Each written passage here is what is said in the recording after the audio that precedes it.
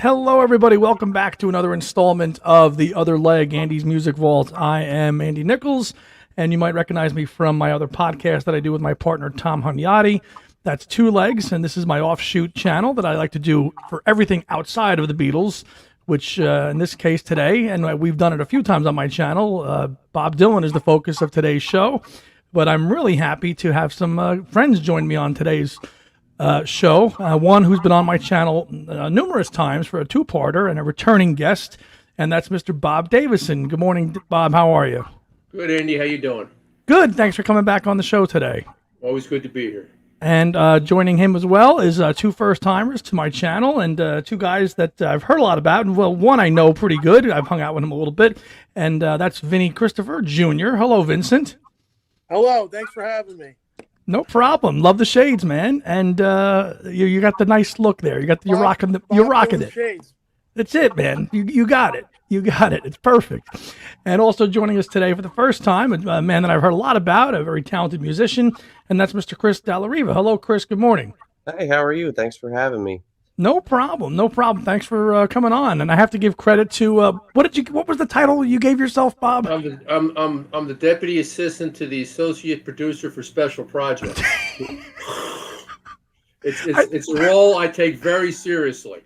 As you should. So, Absolutely. So just for some background story before we dive into the concert, and that's why we're on here today, because we're fresh off of Thanksgiving and we're fresh off seeing the man in Newark on Tuesday night.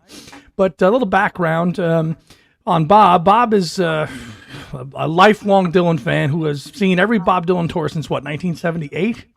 Almost every Dylan tour since 1978. I don't know if I've seen every single one, but I could say over 90% of the tour since 1978. Wow. I mean, we're talking to like an icon right here, ladies and gentlemen. This is a man of great stature, and one who I got to give a lot of credit to because he really kind of ignited the Dylan spark in me about almost 5 years ago now. I was a casual fan, and then Bob and I started talking, and then boom, I went down the rabbit hole, and I have not been out since. Vinny actually hooked me up with a pretty cool recording too, via your dad, a couple of years ago, as you recall, like a mammoth. Was that the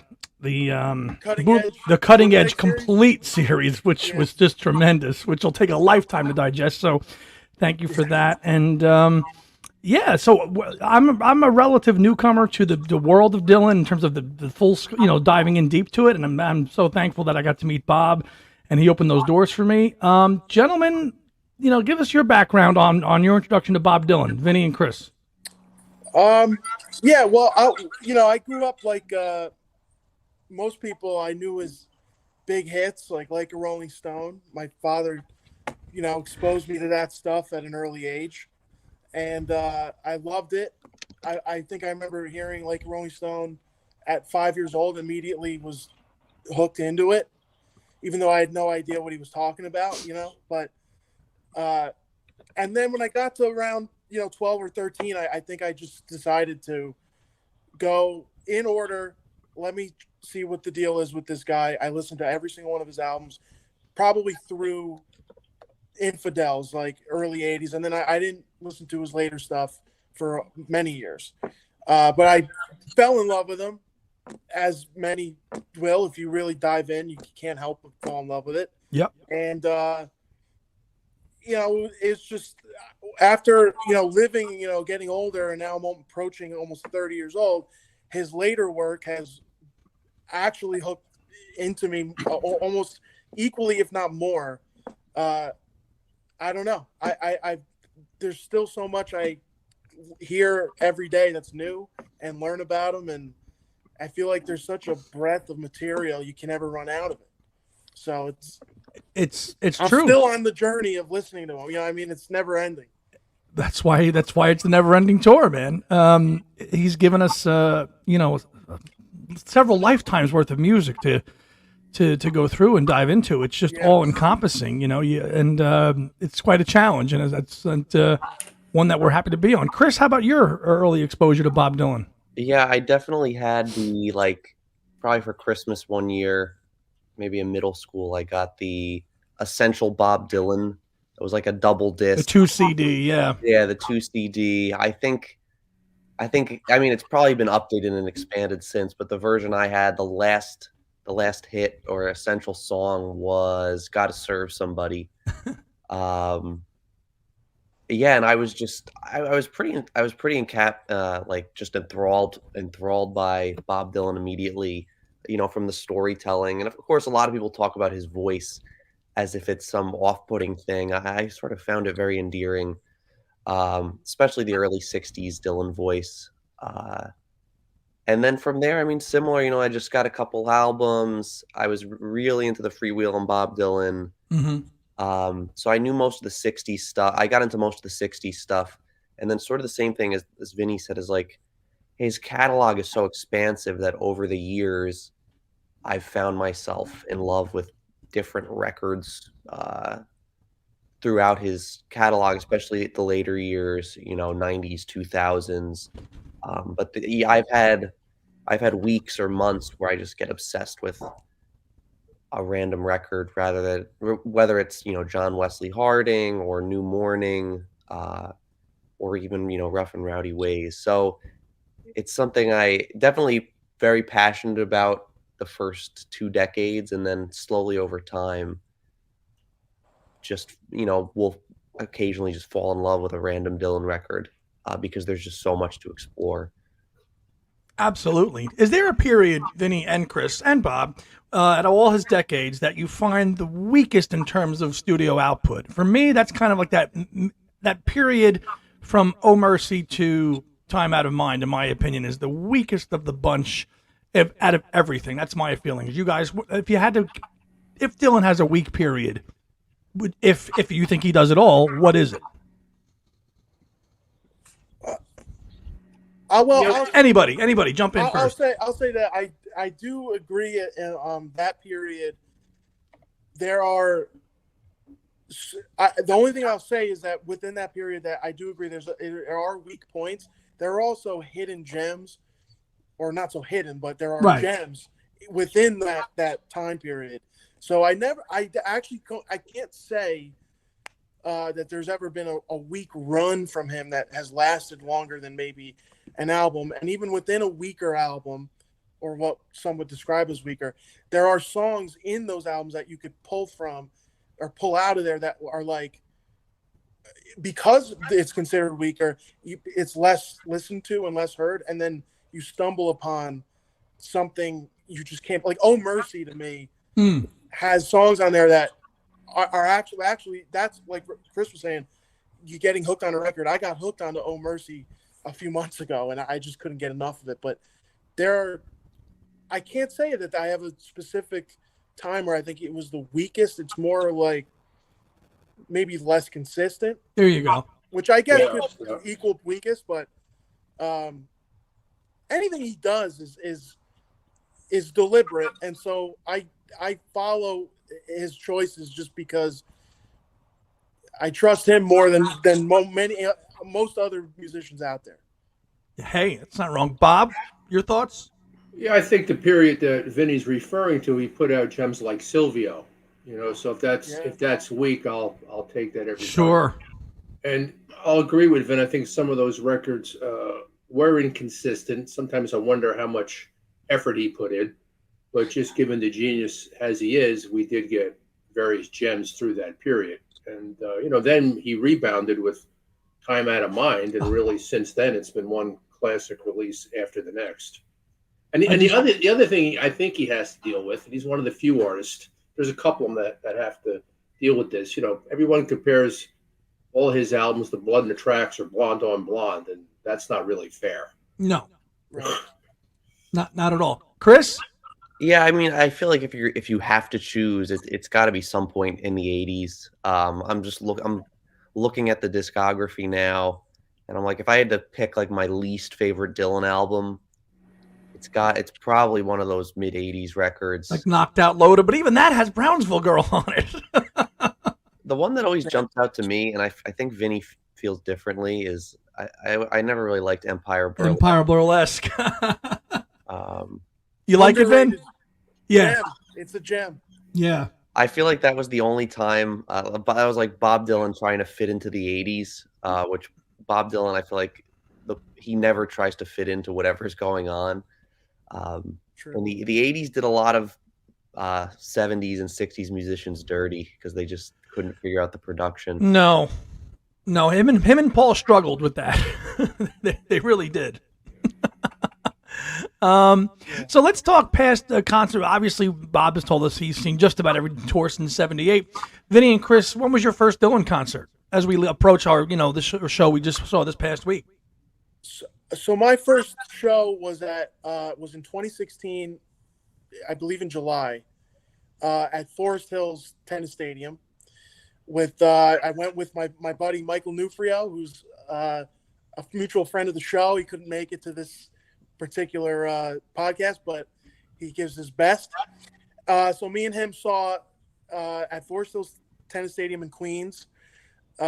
Mavis Staples open for him, and it was unbelievable. It was a transcendent experience being in the summer outside at a place that he played in 1964. 50 years later or whatever it was, and he did. It was right coming off of, I believe, the Fallen Angels album. The second of the Sinatra ones, which is this is my current rabbit hole. This one here is unreal. So yeah, he played a lot of the stuff off of that, which I think is I personally love that entire output of Sinatra songs. First of all, I think it's the most unique take anyone's ever made on doing a set of standards, like American standards and like songbook. Yeah. It's so different, because it's basically just a 4 or 5 piece band, playing these songs, that are usually built for, an orchestra or something, or at least a jazz band. And it's just a unique sound. So I love that show. I mean, obviously we didn't get as many hits, but I don't care about that personally. So right. It was just amazing to watch him up there. And then subsequently I saw him at the Beacon 2 years in a row. I saw him once with my father, I think 2017, and then once again with Chris in 2018 or 19, I forget. Right. And the show, this past show, I'll just say was, and this isn't a slight on the other show, concerts I saw, this was the best I've seen him. This tops out of the five, out of all the 5 times you've seen him, this one is the best. Yes. Wow. Which we'll get to the show in a little bit. Chris, your first Dylan concert.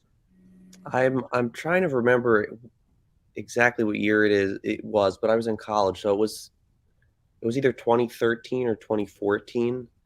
I saw him I went to college in Boston, and I saw him at the Orpheum, which is it's sort of a Beacon-ish style venue in Boston.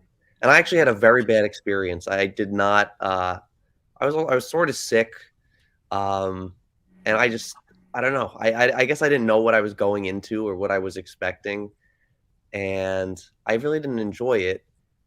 And then I guess after the fact, I was a couple years after the fact, I was talking to Bob about it, and he was like, "Oh, sometimes you get a bad show. It's like you have to go again." So I've gone 3 more times since then, and those other 3 shows I understand the duality of Bob Dylan, where you can get a So your first one happened to be a dud.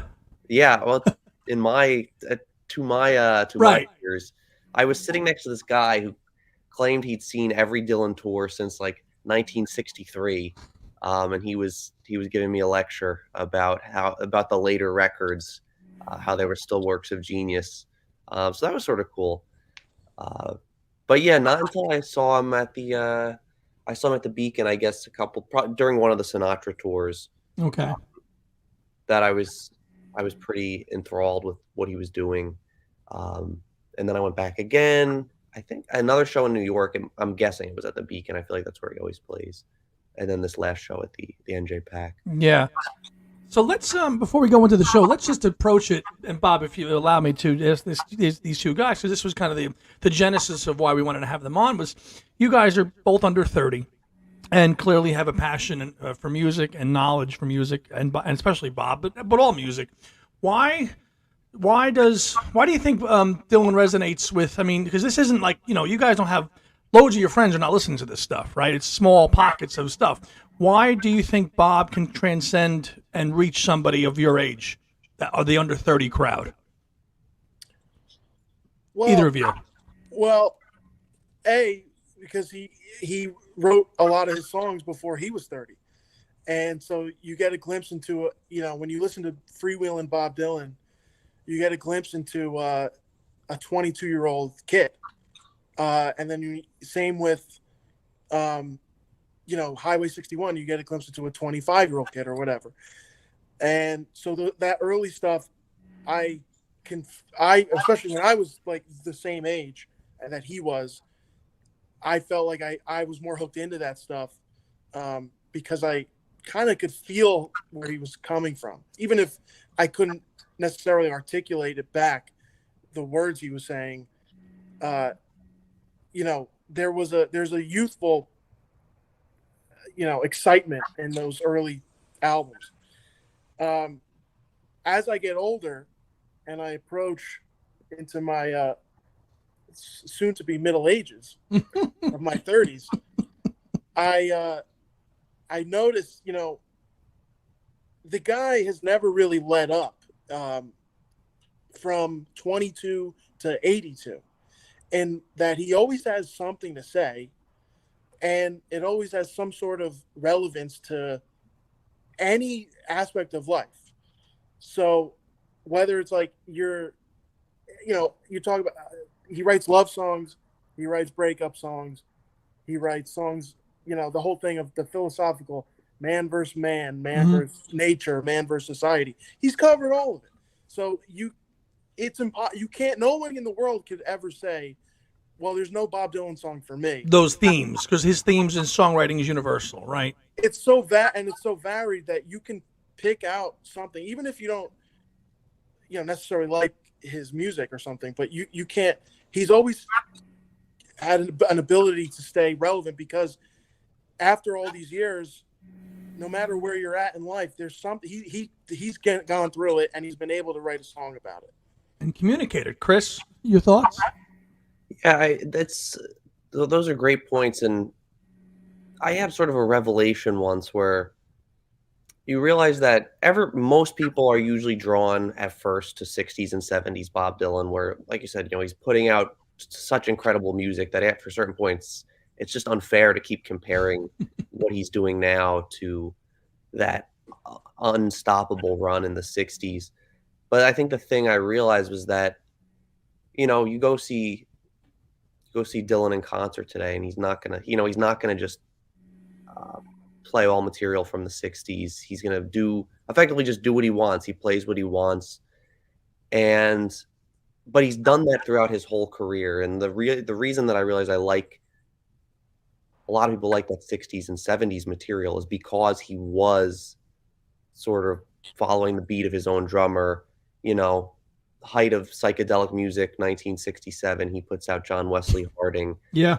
And that's what the music he's making today, and throughout all the decades, he was always doing that same thing. So even if you don't immediately understand what he's after, it's the same person behind that. And that's usually why I think some of these songs or albums end up revealing themselves to you later, is that it's the same force that was behind all the classics that people know from the 60s and 70s. And that's what sort of gets me about it, is that I know that even if I don't understand it right away, that there's probably still something there. And you will eventually. Yeah. It's still this guy who's always bucking trends. And the reason that I dislike some of his music is probably the same reason I like some of his other music, because he's just doing his own thing. And I just respect that so much. And that's really rewarding to see, to see people that are under 30 take that approach and respect it. Would you agree, Bob? Oh yeah, absolutely. And Vinny was talking about he was the same age as Dylan when Dylan recorded the albums. And I remember in about 1977, I was down in Beach Haven at a summer house, just listening to Blonde on Blonde again and again and again and again. And I was like too young to really understand exactly what he was singing about, but I was old enough to know I wanted in on it. Whatever he was singing about, I wanted in on it. And then later in life, I had that same experience with Blood on the Tracks. I mean, a couple years later, I started listening to Blood on the Tracks over and over again, and I was too young to get that too, but I knew I wanted in on it. And then as I got older, for better and worse, I got in on some of that stuff. So your first new Dylan album when you were on was what? Like when it came out, when you were like actively as a fan, like buying records. What was his release then? Was it Blood on the Tracks, or was it before that? Actually, my friend Jeff Yeager, his father worked for Columbia Records. And when we were freshmen in high school, it was ninth grade at the old middle school back in Caldwell at the time, he gave me a copy of Blood on the Tracks that was actually blue. Oh, right. And I remember the record label said not for sale, for demonstration purposes only. And I didn't realize it, but what I had was the original New York recording. Yes. Not put out. Not the one that got cleaned up later on when he went back. If I had saved that, I'd have a pretty valuable album. But that's what I listened to initially. And then a couple years later, I got the real release, the one that's reddish. And right. That's the one I recall listening to again and again and again. But I think if memory serves, the first one I actually purchased was probably Bob Dylan's Greatest Hits.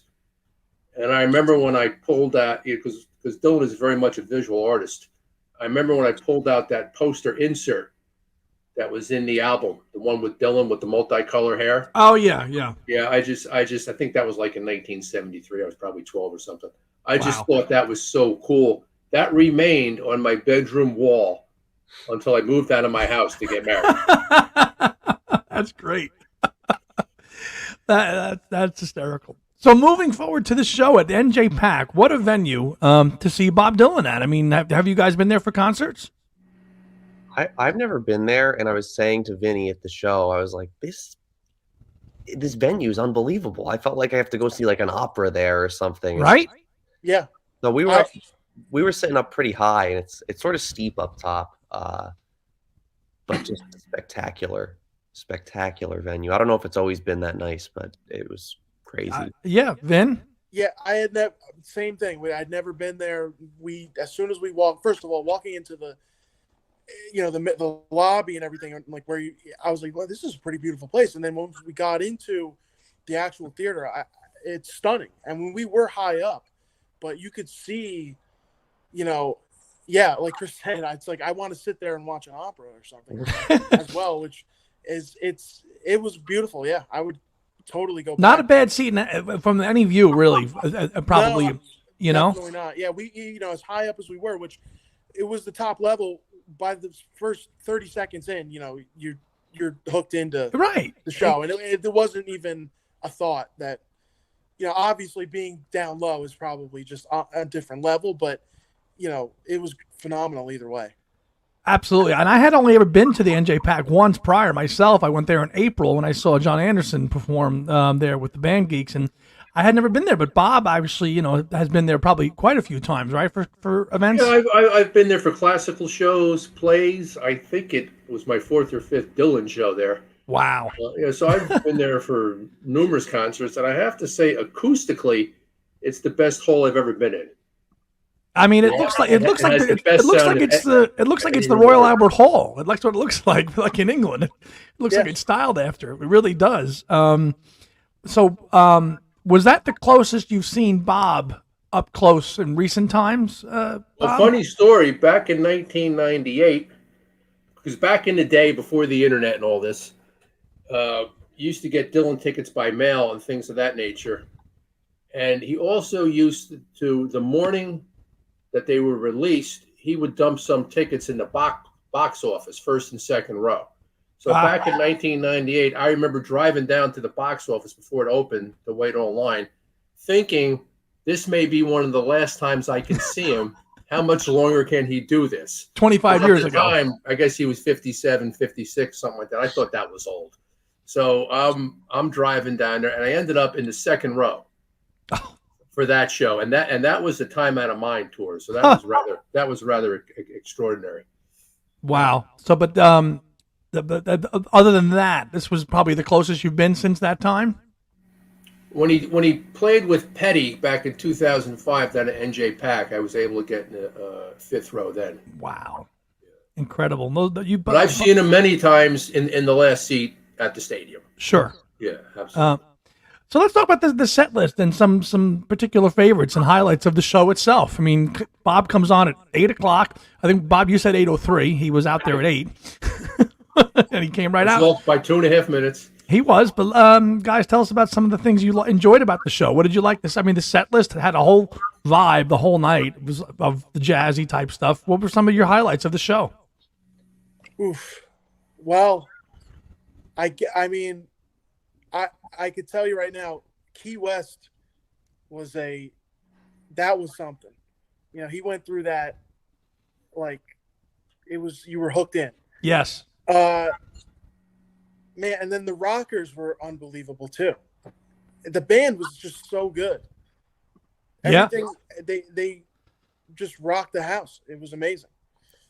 Yeah, I was also gonna shout out Key West as a highlight because Vinny and I saw him, I guess, a couple years ago, and he was still playing a lot of this music, the Rough and Rowdy Ways stuff, and I was just blown. I mean, I loved the guitar tone on that song, but I was blown away by just in a few years how much that song had already evolved. Yeah. I mean, it was just a different arrangement. It's just really inspiring to see this unrelenting. You know, he doesn't view songs as these fixed objects. They're always changing and evolving. And I think a lot of people think about that with his early stuff. You know, we'll talk about some of the 60s, 70s stuff he played. But to see him still doing it with his most recent material it's just I don't know, it sort of blew my mind. All in the same style, right? So all the music, for the most part, was all played pretty much in the same style. Now, I saw this same tour with Bob 2 years ago. Same exact set list, aside from the Sinatra song. Same exact set list, totally different arrangements from 21 to 23. I mean, isn't that incredible, Bob? Oh, it's mind-numbing. It's mind-numbing. To hear black songs that are not that old, False Prophet, Black Rider, My Own Version of You, and have them. So you've got the studio versions on the album. Then you go to see it live one way. Then you see it live again, and it's totally different. It's three different experiences. We had 3 different experiences with those same songs. Incredible. Yeah, some other favorites, Bob, of the highlight of the night. One of the songs that knocked me over because I just didn't expect it was his performance of "To Be Alone with You." It's not really a song I've really thought that much about, but I thought he really brought that song home that night. And another highlight for me, I just want to talk a little bit about Dylan as the visual artist. I mean, he's well known for his album covers and the thought that he puts into it visually. But I thought the bare stage was just too cool for school. Dylan was the best dressed man in New Jersey that night with that outfit that he had, with the black suit and the white hat. Somebody snuck a photo, though. Somebody snuck one. Someone snuck a photo. He would come out from the piano once in a while, just to show off his suit and give that visual performance that he likes to give. And I was talking to Vinny on the phone the other day, and he also has the best shit-eating grin in rock and roll.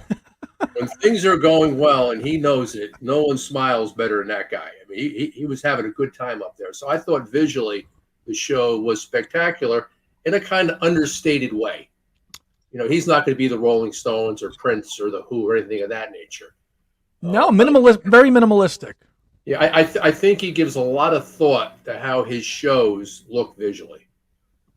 Yeah, to your point, as Bob earlier you've made about Bob being a very visual, performer. It's all about the presentation from his album artwork to his shows to the set. Everything is just spot on. New white hat too. He looked great in that white hat, sitting there playing the piano. Andy, do you mind if I ask Chris a question? Please. Because Chris is an accomplished musician himself. Chris, what did you make? It seemed to me, and I'm not a musician, but it seemed to me that Dylan was leading the band with the piano. It's funny you say that because during the show, I leaned over to Vinny and I was like, this has to be the only band where everyone's following the piano player. No, they're definitely following what he does, and it seems like the band is pretty clued in on his little idiosyncrasies because he's not a traditional piano player. You know, it's not like Billy Joel up there who could play Beethoven if he wanted to. So I'm sure they're very clued in on how he ends songs and starts songs, and but that's also what I thought, that he's the band leader, and if he's speeding up or slowing down, the band's going to try to follow him. They're not following the drummer, the bass player, which is the traditional person to follow. One of the things that I did during the show is I leaned over to Andy. I said, Andy, watch how they're watching his hands at all times. From when we were sitting, you could see the other five artists looking at his hands the whole time. Right. So following the hands to see following the hands to see what he was going to do next, which tells me it's not the same every show.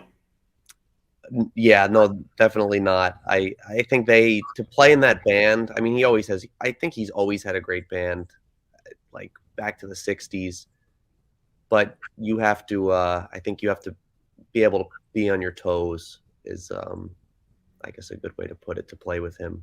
Yeah, because he might the next night say, okay, guys, I'm playing guitar the whole show, and they might have to follow him. Now, that probably wouldn't happen, but it could, right, Bob?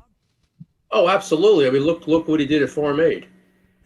You know, he came out with a couple of members of the Heartbreakers, and he did all his songs on guitar. And, you know, hopefully that's a tell for something he's going to do in the future. As much as I love the Rough and Rowdy Ways tour, when he's done with that, I'd love for him to come back with a band like the Heartbreakers and do some of those old classics and play his guitar, because I think that'd be a lot of fun too. Yeah, I'm going to lead that into a question for you guys next. But I mean, watching the river flow to open the concert, how great was that? Wasn't that great? Just hammering away, just a great open up with a B-side there. Well, actually, not even a non-album single that was only on Greatest Hits too. That was so great to open up the show with that. So, do you guys? And I think this is where Dylan gets a lot of flack, because whereas a McCartney or a Billy Joel, like, the average person is not going to enjoy this concert because they're not. They want to hear, to Bob's point, they want to hear, even if it was different renditions of, like, you know, the '60s material. They take that. So, I think that probably would be a great thing, Bob. To your point, to have a tour coming back and doing that stuff. But it's Bob Dylan. You just don't know. Do you guys see that happening, where he's doing some kind of a classic set list? I mean, he's 82 now, going to be 83 in May. So, I mean, what do you think? I mean, I would be totally shocked if he did that. It doesn't seem like the Bob Dylan way, but I also would have never thought he would have put out 3 straight Sinatra cover albums. So, you know, or a Christmas album. So, Christmas in the Heart. Yeah. Right. I think no matter what, whatever decision he makes, it's not going to be, even if he does something like that, it'll be in some idiosyncratic way that will sort of, you know, be the opposite of whatever we expected a show like that to be. Like, it's not going to be a dramatic run through my old material that Frank Sinatra would have done, you know, in the 70s, to go through, you know, his 40 stuff and then end it with My Way. You know, it's not going to be like that. If he does anything like that, I could just see it being like, I'll play 4 of these songs. They'll just be instrumentals. I won't even sing, like something crazy. That's just how he is.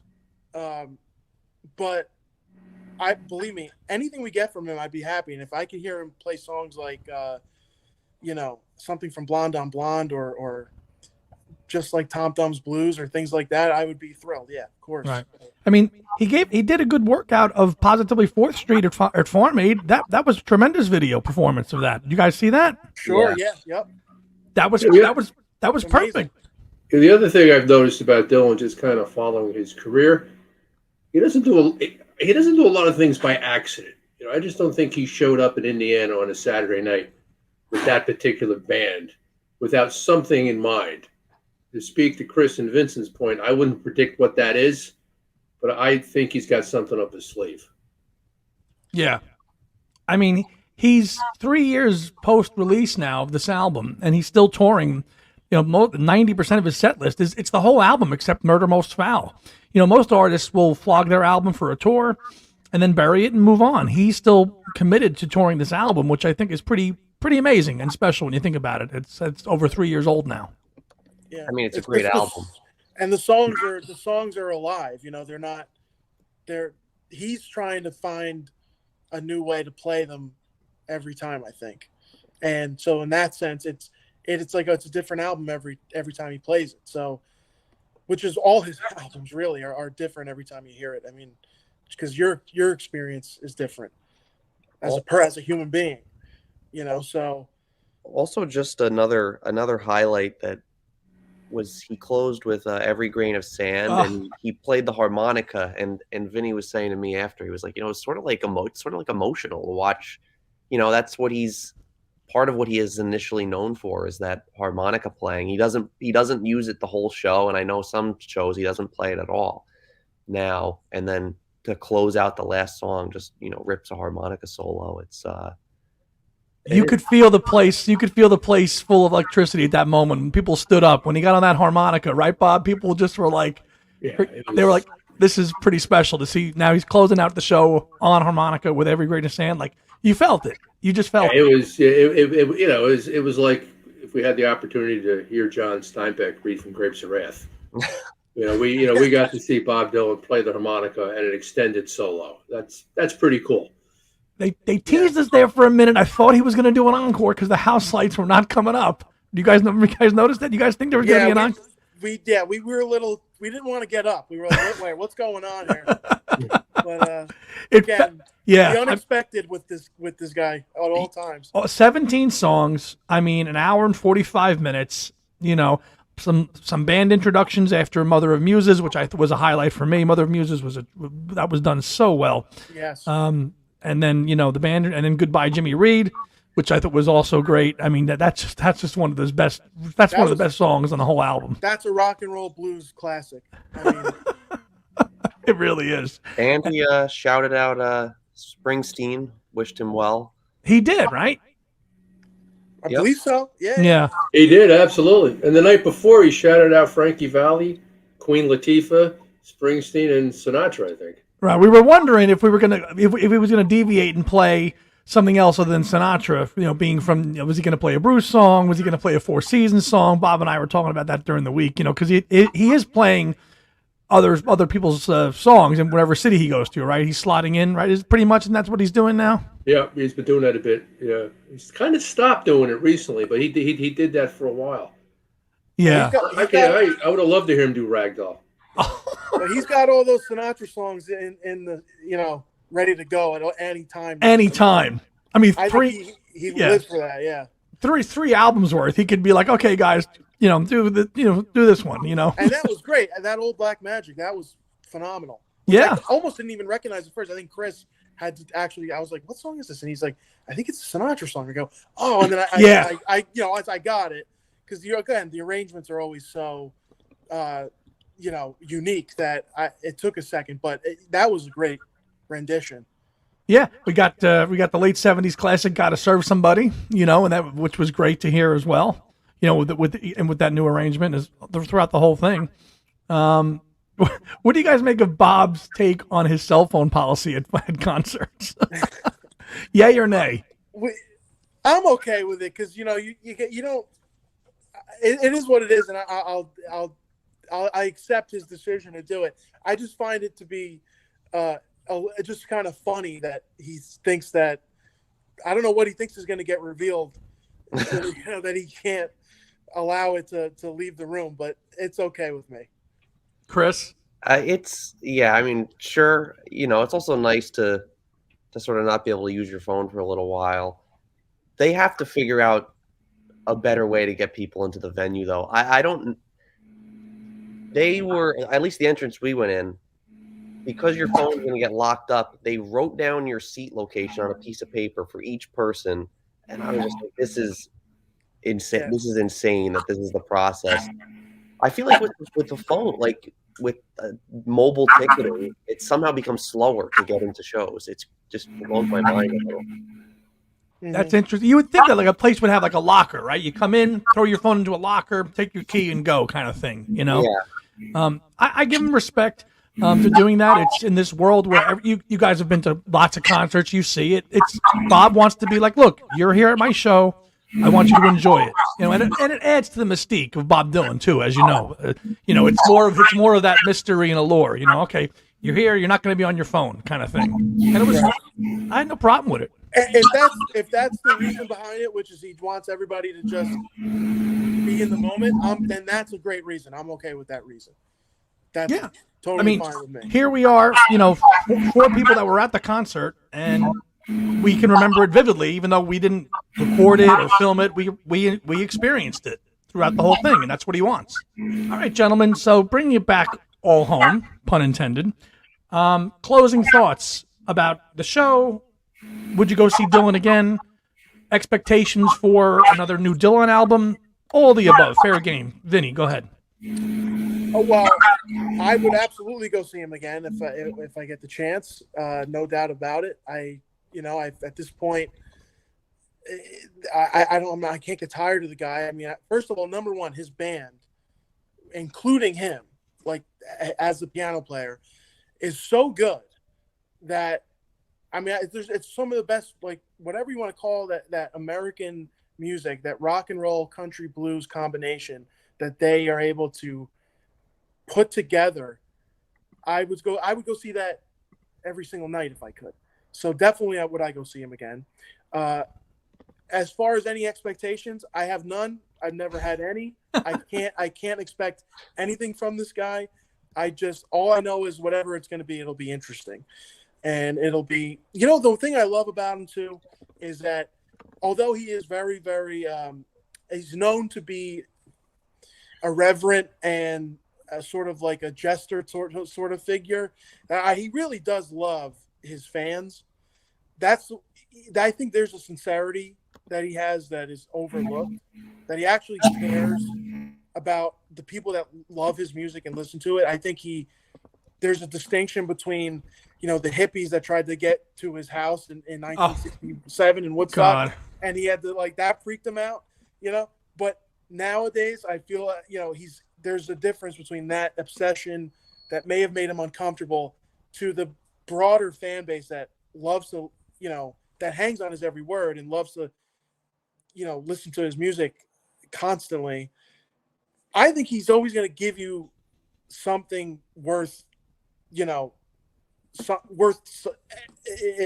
whatever you want to call it. Even at 82, 83, 84, 85, or however long. Yeah. He doesn't phone it in the sense that although, I'm not talking about even necessarily effort wise of, I know he's not out there running around with fire, pyrotechnics, which we wouldn't want anyway. But he's got his piano, but he's doing everything he's doing he would never do it to be flippant about his audience. He's going to give you something. So, yeah, I think you're spot on. He gives you this bravado that he's aloof and distant, and he is. But you're like you said, he loves his fans. He's giving his fans what they want. The man is prolific as ever. Guys like him and McCartney, they will not stop until they have taken their last breath. And I think it's safe to say that Bob Dylan is one of those people. And we're blessed that he's still with us and still delivering all this stuff to us. Chris? Yeah, I mean, we were sort of hit on this earlier, is that what's interesting about Bob Dylan is that even when he's doing things you don't like, it's always calculated, and he never mails it in. So I know you always know he's going to do something. I'm going to respect what he tries to do, especially at this stage. And the fact that the man has never stopped touring in decades itself is just crazy. So, if he goes, I enjoy the live show. I've loved his recent output. So I'm down for whatever he has left to give us. Hoping he releases Chronicles Volume 2. Would love more of the. Totally. Did you guys get the new book, the Mixing Up the Medicine book? And what it is they made it from the archives in Tulsa, and they just took all the artifacts and put it in a book. So anything that's I guess Tulsa is where the library is, where all this stuff is. Yep. So they compiled. I think they compiled the best of the archives and put it in a book. And that's cool. You can get it at Costco for like $60. I think it goes for like 100, but you can get it at Costco for $60. It's really it just came out. Wow, that's awesome. Yeah, definitely. Yeah, so it was curated. You know, it's done by the guys in Tulsa, which we need to take a road trip to, right, Bob, or fly there. Yeah. Absolutely, we have to get there eventually. All right, so Bob, let's go back. So I have one more question I'm going to ask and kick it around before we close out the show. But Bob, your thoughts on Dylan's legacy and what he has left, and what you think he might give us?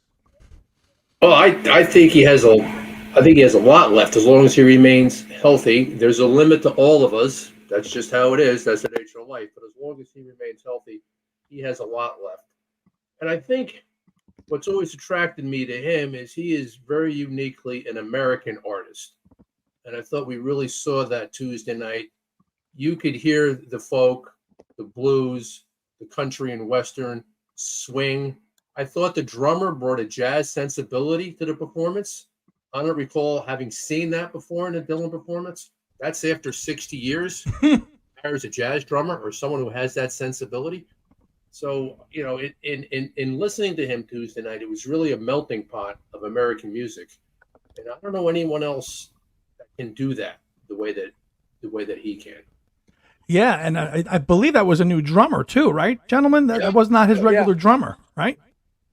And since I have the mic, speaking of American music, I mentioned earlier that Chris is an accomplished musician, and he's a great guitar player, singer, and songwriter, and his music is available on iTunes and other platforms. So I encourage people to give it a listen. Chris, tell us a little bit about your musicianship and give yourself a little bit of a plug here, where people can find your stuff and what do you do? I appreciate the shout out. I definitely not synthesizing all of American music like Bob Dylan, but it's it's in like I'd say the pop rock sphere. So yeah, it's available. It's available wherever. Got some new stuff hopefully coming out soon. Just trying to finish the album artwork or single artwork. He's being modest. It's good. Give it a listen. It's good stuff. It's good stuff. Chris, how long have you been a musician and recording and performing? Oh, I started playing the guitar probably in like 5th or 6th grade, and I've always been interested in writing songs. But I've been putting out stuff pretty consistently for probably like the last 6 or 7 years.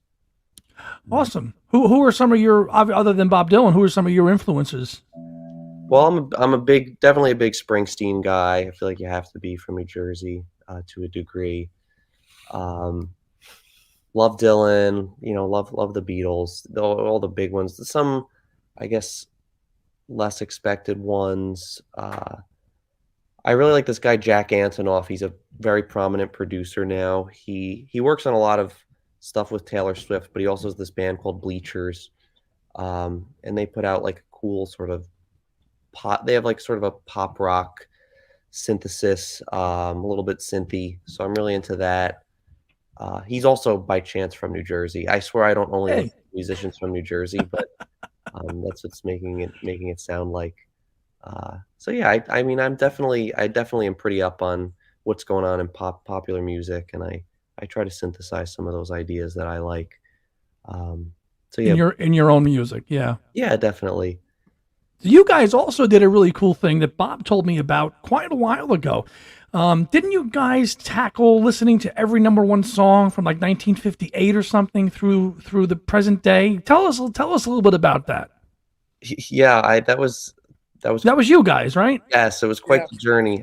For some reason I came up with this idea when I don't remember why, and I told Vinny, I was like, "Oh, I'm gonna try to listen to every number one hit ever," and I was like, "I'm just gonna do one song a day." And I was probably like 10 songs in, and he was like, "Oh, I want to do that too." So we both slowly, I think we probably stopped in like 2022 because then it was we were just up to date. But it was a pretty spectacular, journey. I'll say quite something. Yeah, it was. I mean, We ran through the gamut. Yeah. There was good, there was bad, there was amazing, and there was unlistenable. Unlistenable, right? But hey, you did it. And did you chronicle it all? Did you document it all? Did you write it all down? Chris. Yeah, I definitely chronicled. I do some writing about music, and I have a lot of it chronicled. Maybe it'll come out at some point. That would be a great read. There's a database that is a statistical revelation of every single number one hit. At Chris is being humble. It's quite an operation, but yeah, it's got to be put together. I think we'll see. You know, Bob, say that again. Sorry. When that comes out, we have another show on our hands. Absolutely. I'd be honored to review it and have you guys back on. That would be just, and with Amazon self-publishing, you guys can publish anything now. Yeah, so that's true. It's really easy to do. So it's something you should really think about doing, because that's like your own American songbook there. I mean, not American, but worldwide. It's still pretty cool to tell. Before we sign off, I want to ask all of our guests here. This is kind of a pop quiz, spot quiz. I'm going to ask you all. Give me your top 5 Bob Dylan albums right now. It could change tomorrow. Vinny, Bob, and then Chris. all right. This is very difficult, and it is hard to do on the spot. I will say, as of today, my number 1 is Rough and Rowdy Ways. Wow. My number 2 would be Blood on the Tracks. Number 3, I'd have to go with Time Out of Mind. 4, I will say New Morning. And my 5th would be Highway 61. Okay. Nothing wrong with that. Bob, current 5 favorites as of today. Well, as you say, this could change tomorrow, but Blonde on Blonde is usually my favorite. That kind of remains my favorite. It gets followed by Blood in the Tracks, then Rough and Rowdy Ways, then probably John Wesley Harding. That usually stays in my top 5. There's something about that record I really, really like. Not the least of which he recorded that album without a lyric sheet, which is amazing. With the density of the lyrics. Yeah. And then probably in the 5 spot is probably Modern Times. Ooh. Just a record man. I really like. That is great. Oh, that's rounding out your top 5. Chris, go. Yeah, same. I'll give the same disclaimer. My one consistently is I love the freewheeling Bob Dylan, so I'll keep that up there. Recently, I'd probably put 2 at maybe New Morning. 3, I also love John Wesley Harding. I'll put that up there. 4, I do have to agree with Vinny. I thought it was a crazy take, but I am in love with Rough and Rowdy Ways right now, so I'll put that at 4. And 5, I'm gonna pick. I think I'm gonna pick Bringing It All Back Home. We get the acoustic and the electric Dylan on that one. Get a little bit, yeah. Side A, side B, yeah. So I think that's it for now. But it could, and I don't even mention Blood on the Tracks, which I'm also been really. I know. It's like picking a favorite kid, right? Yes. For me, I'll continue the Rough and Rowdy Ways. Obviously, it's clearly one of his best ever. Time Out of Mind, Modern Times, Blonde on Blonde. But number 1 right now for me is still Street Legal. I got a soft spot for that record. It's a good record. I adore Street Legal. It's a phenomenal album. It is. I mean, Changing of the Guard. that's it. I mean, so again, never mind tomorrow, Bob. The list could change in an hour. Right. Well, I don't have it on me. I have a Street Legal hat. So I'm not wearing it. I oh, could have brought it up. It's in my car. I forgot it, but damn! You should have worn Next that. show. thing. Next show. next time, I'll send it in a pic to the show. Please do. Well, that'll wrap it up, gentlemen. Thank you for your time today and giving us some background on yourselves, your fandom, recapping the show. It was a pleasure having you guys on, and I really look forward to having you guys on again, whether that's for a potential book or maybe to recap a road trip to Tulsa. We'll see, but that's definitely going to be coming in the future. So I would, on behalf of Bob Davison, Vinny Christopher, and Chris Della Riva, I'd like to say thank you, everybody, for tuning in to this installment of Andy's Music Vault, The Other Leg. You can find us on YouTube, on our other podcast, Paul McCartney and Two Legs. We have our last episode that just dropped, which was episode 229, which we recapped the Mal Evans and press launch with Ken Womack, with David Gargolino and myself. We attended events in New York and Cleveland at the Rock and Roll Hall of Fame. So that's up now, and we've got some more shows down the pike. And looking forward to having you guys on here again soon. Thank you, Andy. Yeah, thank you. All right, Take guys, care, guys. and we'll see you next time here. Thank you.